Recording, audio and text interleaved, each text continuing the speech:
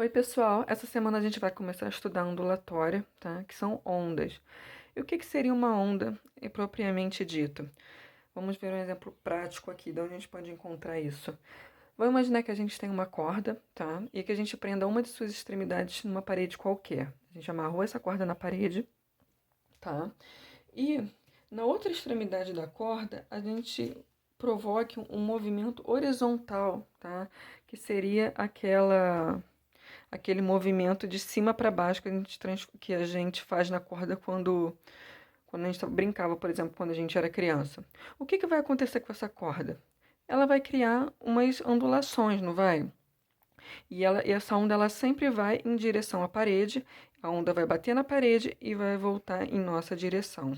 Isso aqui é um exemplo de uma onda, tá? Uma onda mecânica nesse caso. Daqui a pouco eu vou falar das ondas eletromagnéticas. Vamos falar mais de um exemplo de ondas aqui que eu coloquei na explicação. Vamos imaginar que a gente tem uma piscina, tá? E que essa piscina ela tem água que está completamente parada, essa água está completamente inerte. E dentro dessa piscina a gente tem uma boia.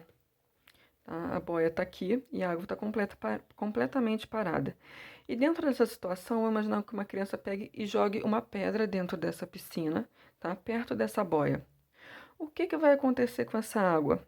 Ela vai criar umas ondulações, não vai? Ela vai criar movimento, fazendo com que essa boia, de certa forma, crie um certo movimento.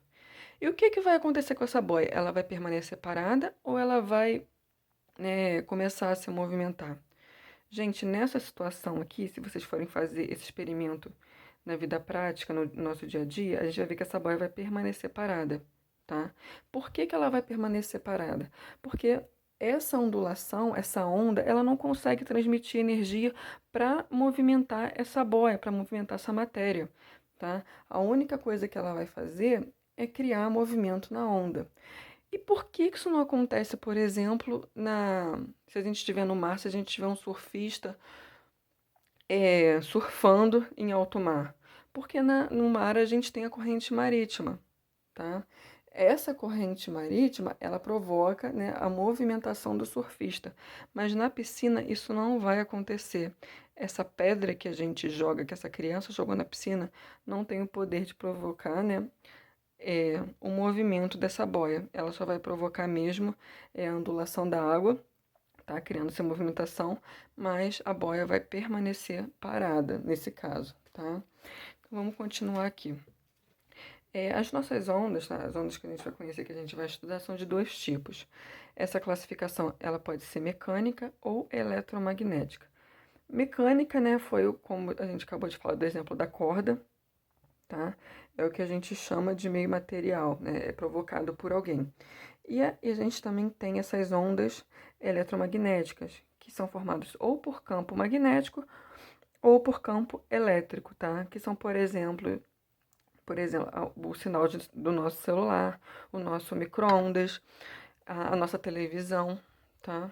Ou até mesmo o som que é provocado pelas cordas do violão. É o que a gente também chama de de uma onda eletromagnética, tá? Então, são esses dois tipos aqui.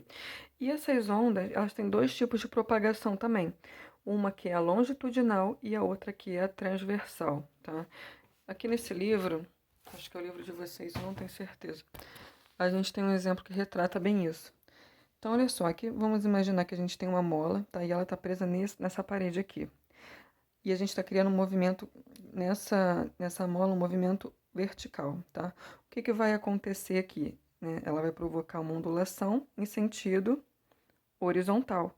Então, a gente está puxando essa mola, né, de cima para baixo aqui, e o movimento que a gente cria é de uma ondulação que ela vai ir em direção à parede, vai bater e vai se propagar em nossa direção de novo, tá? Então, esse tipo de propagação aqui é o que a gente chama de propagação transversal, tá?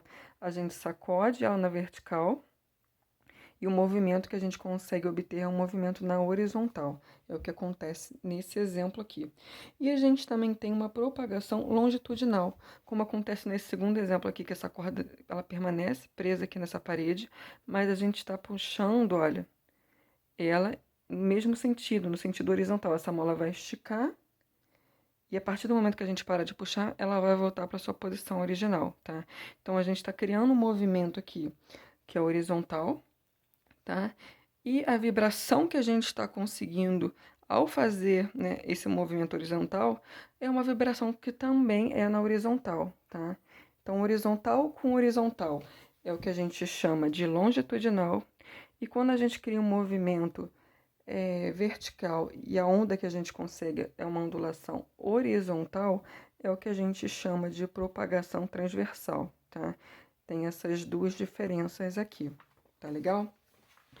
Bem, era isso que eu queria falar da parte de... Aqui eu botei ela mais explicadinha, ó. Ondas transversais, vibrações que ocorrem perpendicular à direção da propagação da onda, onde se propaga, por exemplo, na horizontal e as vibrações são na vertical, como a gente falou ali no caso da gente dar aquela sacudida na corda.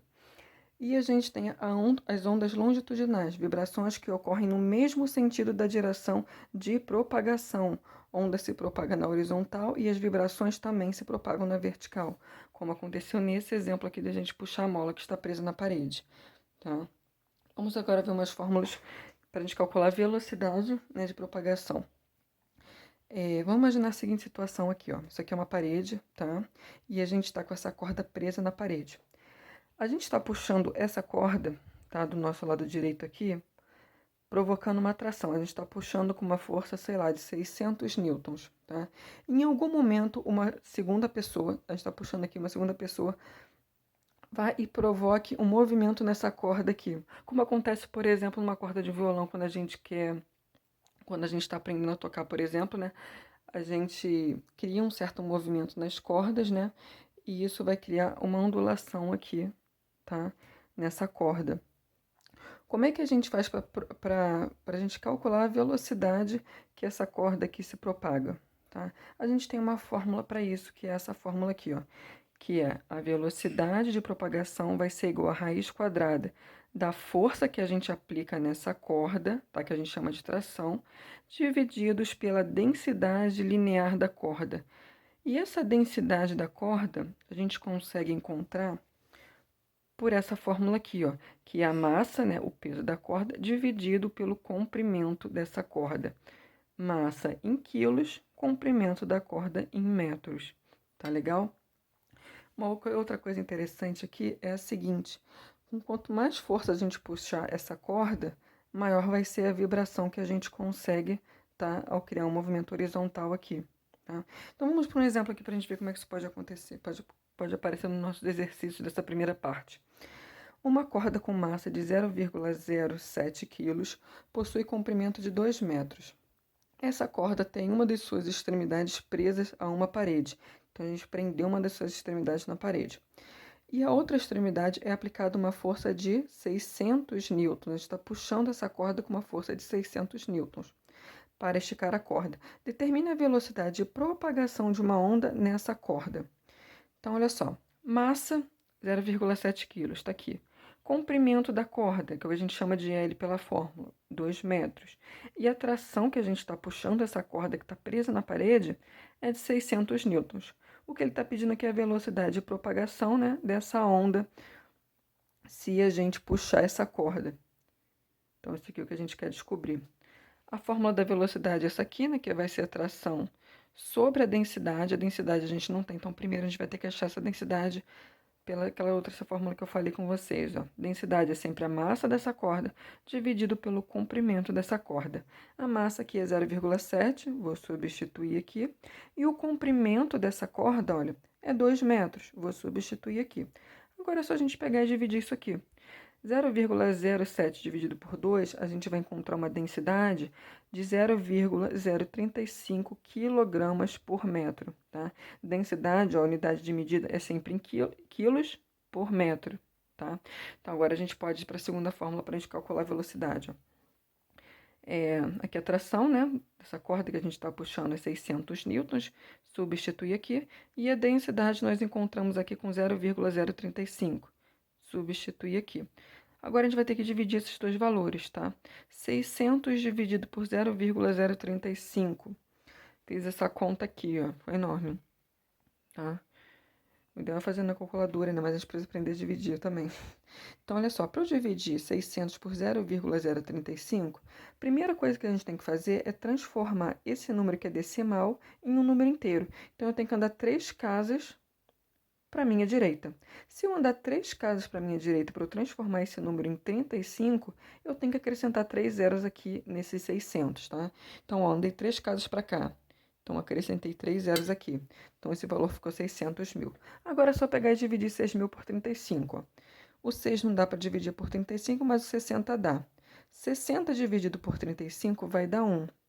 1 vezes 35 vai dar 35. Agora, esse resultado a gente pega e subtrai de 60.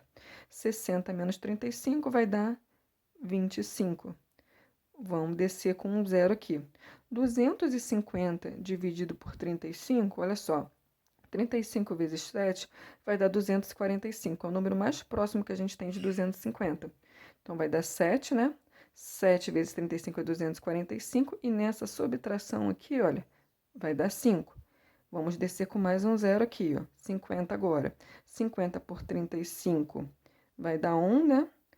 Que nessa subtração aqui vai restar 15. Desce com mais um zero. 150 dividido por 35. O número mais próximo é 4. Ó. 35 vezes 4 vai dar 140. 5 já vai passar. 5 vai dar 175. Então, aqui vai dar 4. Então, aqui vamos subtrair 150 vezes, né? Se a gente pegar 135 vezes 4, vai dar 140. E nessa subtração aqui, né? 4 vezes 35 vai dar 140. Subtração aqui vai dar 10. Desce com mais um zero. 100 dividido por 35 vai dar 2, né? Se a gente pegar 35 vezes 3, vai dar 105, vai passar. Então, vai ser 35 vezes 2, que dá 70. Então, 2. 2 vezes 35, 70. Subtraindo aqui, 100 menos 70 vai dar 30. Aí, olha o que acontece aqui, olha. Já não tem mais nenhum zero para a gente descer. Então, a gente vai acrescentar um zero aqui, já que acabaram os zeros, né? E aqui a gente coloca a vírgula. 300 dividido por 35 vai dar 8, né? 8 vai dar 280. Se a gente pegar 35 vezes 9, vai passar. Então, 8, né? 8 vezes 35 vai dar 280. Subtraindo, a gente vai encontrar 20. Desce mais um zero. 200 dividido por 35. O número mais próximo que a gente vai encontrar é 5. 35 vezes 5 vai dar 175. Então, 5 vezes 35 vai dar 175, que subtraindo vai dar 25. Podemos parar por aqui, tá? Isso aqui vai virar um número irracional. A divisão, então, de 600 por 0,035 vai dar esse valor aqui aproximado, de 17.142,85. Aí agora a gente precisa calcular, determinar essa raiz quadrada, tá? Só vai dar para a gente fazer por calculadora. Então, faço aí na calculadora, a gente vai encontrar esse valor aqui aproximado, 130,93 metros por segundo. Seria a velocidade de propagação, né, nessa corda.